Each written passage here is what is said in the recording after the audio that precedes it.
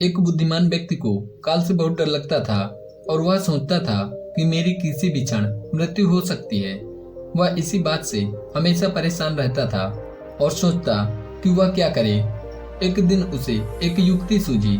उसने सोचा कि क्यों नहीं वह काल को ही अपना मित्र बना ले, और उसने ऐसा ही किया। उसने काल को ही अपना मित्र बना लिया। एक दिन उस व्यक्ति ने अपने मित्र से कहा, मित्र, तुम किसी को भी नहीं छोड़ते, किसी दिन तुम मुझे भी अपने साथ ले जाओगे। काल ने कहा, मित्र, ये मृत्यु लोक है, जो यहाँ पर आया है उसे मरना ही है। सृष्टि का यही शाश्वत नियम है, इसलिए मैं मजबूर हूँ, पर तुम मेरे मित्र हो, इसलिए मैं जितनी रियायत कर सकता हूँ करूँगा ही। तुम मुझसे क्या आशा रखते हो, साफ साफ कहो। उस व्यक्ति ने कहा, मित्र, मैं इतना ही चाहता हूँ कि आप मुझे अपने लोग ले जाने के लिए आने से कुछ दिन पहले मुझे एक पत्र अवश्य लिख देना, ताकि मैं अपने बाल बच्चों को कारोबार की सभी बातें अच्छे से समझा सकूं और स्वयं भी भगवान भजन में लग जाऊं। काल ने मीठे शब्दों से कहा, यह कौन सी बड़ी बात है, मैं एक नहीं आपको 4 पत्र भेजूंगा, तुम चिंता मत करो मित्र। चारों पत्रों के बीच मैं तुमको समय भी अच्छा खासा दूंगा, ताकि तुम सचेत होकर अपने सारे कार्य निपटा सको। वह व्यक्ति अत्यधिक प्रसन्न हुआ और वह सोचने लगा कि आज से मेरे मन के अंदर से काल का भय निकल चुका है। मैं जाने से पूर्व अपने सभी कार्य पूर्ण करके जाऊंगा, जिससे देवगण भी मेरा स्वागत करेंगे। दिन बीते चले गए। आखिरकार मृत्यु की घड़ी नजदीक आ पहुंची। काल अपने दूतों सहित उस व्यक्ति के समीप आकर बोला, मित्र, अब समय पूरा हुआ, मेरे साथ चलिए। मैं सत्यता और दृढ़ता पूर्वक अपने स्वामी की आज्ञा का पालन करते हुए एक क्षण भी तुम्हें अब यहाँ नहीं छोड़ूंगा। उस व्यक्ति के माथे पर बल पड़ गए, भ्रुकुटी तन गई और कहने लगा, धिक्कार है तुम्हारे जैसे मित्रों पर। मेरे साथ विश्वासघात करते हुए तुम्हें लज्जा नहीं आती। तुमने मुझे वचन दिया था कि आने से पहले मैं तुम्हें पत्र लिखूंगा, परंतु तुम तो बिना किसी सूचना के अचानक दूतों सहित मेरे ऊपर चढ़ आए। मित्रता तो दूर रही तुमसे, तुमने अपने वचनों को भी नहीं निभाया। काल जोर से हंसा और बोला, मित्र, इतना झूठ तो मत बोलो। मैंने आपको एक नहीं 4 पत्र भेजे और आपने एक भी उत्तर नहीं दिया। उस व्यक्ति ने चौंक कर पूछा, कौन से पत्र? कोई प्रमाण है तुम्हारे पास? मुझे पत्र प्राप्त होने की कोई डाक रसीद है आपके पास? तुम मुझे दिखाओ।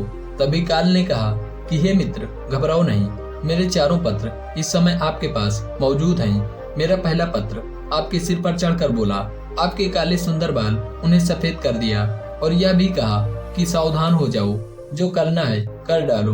बनावटी रंग लगाकर तुमने अपने बालों को फिर से काला कर पुनः जवान बनने के सपने में खो गए। आज भी मेरे वो श्वेत अक्षर आपके सिर पर लिखे हुए हैं। कुछ दिन बाद मैंने दूसरा पत्र आपके नेत्रों के जरिए से भेजा। तुम्हारे नेत्रों की ज्योति मंद होने लगी, फिर भी तुम आंखों पर मोटे शीशे चढ़ाकर तुम जगत को देखने का प्रयत्न करने लगे। 2 मिनट भी संसार की ओर से आंखें बंद करके ज्योति स्वरूप प्रभु का ध्यान मन में नहीं किया। जब तुम इतने पर भी सावधान नहीं हुए तो मुझे आपकी दीन दशा पर बहुत तरस आया, और मित्रता के नाते मैंने तीसरा पत्र भी भेजा। इस पत्र ने आपके दांतों को छुआ, हिलाया और तोड़ दिया। तुमने मेरे इस तीसरे पत्र का भी कोई जवाब नहीं दिया, बल्कि नकली दांत लगवाए और जबरदस्ती ही संसार के भौतिक पदार्थों का स्वाद लेने लगे। मुझे यह देखकर बड़ा ही दुख हुआ कि मैं सदा ही अपने मित्र के भले के बारे में सोचता हूँ, और मेरा यह मित्र हर बार एक नया बनावटी रास्ता अपनाने को तैयार रहता है। फिर मैंने अपने अंतिम पत्र के रूप में रोग, क्लेश तथा पीड़ाओं को भेजा, परंतु तुमने अहंकारवश सब अनसुना कर दिया। फिर वह व्यक्ति काल के भेजे हुए इन पत्रों को सुनकर फूट फूट कर रोने लगा और अपने विपरीत कर्मों पर पश्चाताप करने लगा। उसने स्वीकार किया कि मैंने गलतफहमी में शुभ चेतावनी भरे इन पत्रों को नहीं पढ़ सका, और मैं सदा यही सोचता रहा कि मैं कल से भगवान का भजन करूंगा और अपनी कमाई अच्छे शुभ कार्यों में लगाऊंगा, परंतु वह कल कभी आया ही नहीं। फिर काल ने कहा, आज तक तुमने जो कुछ भी किया, राग, रंग, स्वार्थ और भोगों के लिए जानबूझकर ईश्वरीय नियमों को तोड़कर तुमने कर्म किए। जब उस व्यक्ति को कोई मार्ग नहीं दिखाई दिया तो उसने काल को करोड़ों की संपत्ति का लोभ दिखाया। फिर काल ने हंसकर कहा, मित्र, मेरे लिए यह धूल से अधिक कुछ भी नहीं है। धन, दौलत, शोहरत, सत्ता, ये सब लोभ संसारी लोगों को वश में कर सकता है, मुझे नहीं। काल ने उत्तर दिया, यदि तुम मुझे लुभाना ही चाहते थे तो सच्चाई और शुभ कर्मों का धन संग्रह करते। यह एक ऐसा धन है जिसके आगे मैं विवश हो सकता था, अपने निर्णय पर पुनर्विचार को बाध्य हो सकता था, पर तुम्हारे पास तो यह धन धेले भर का भी नहीं है। तुम्हारे ये सारे रुपए पैसे, जमीन जायदाद, तिजोरी में जमा धन संपत्ति सब यहीं छूट जाएगा। मेरे साथ तुम भी उसी प्रकार निर्वस्त हो जाओगे जैसे कोई भिखारी की आत्मा जाती है। काल ने जब उस मनुष्य की एक भी बात ना सुनी तो वह हाय है करके रोने लगा। अपने सभी संबंधियों को पुकारा किंतु काल ने उसके प्राण पकड़ लिए और चल पड़ा अपने गंतव्य की ओर। मित्रों, केवल एक ही परम सत्य है और वह है कि हम एक दिन मरेंगे जरूर। हम अपने जीवन भर में कितनी भी दौलत जमा करेंगे, कितनी भी शोहरत पाएंगे, कैसी हमारी संतान होगी, यह सब बस अनिश्चित होता है।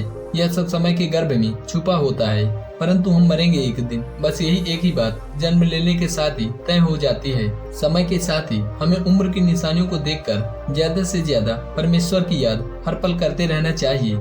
इसमें इस संसार के सभी मनुष्यों को, वह चाहे बड़ा हो या छोटा, परम पिता परमेश्वर की याद में रहकर ही कर्म करते रहना चाहिए। प्रिय दोस्तों, आशा करते हैं आपको हमारे इस छोटे से प्रयास से कुछ सीखने को मिला होगा।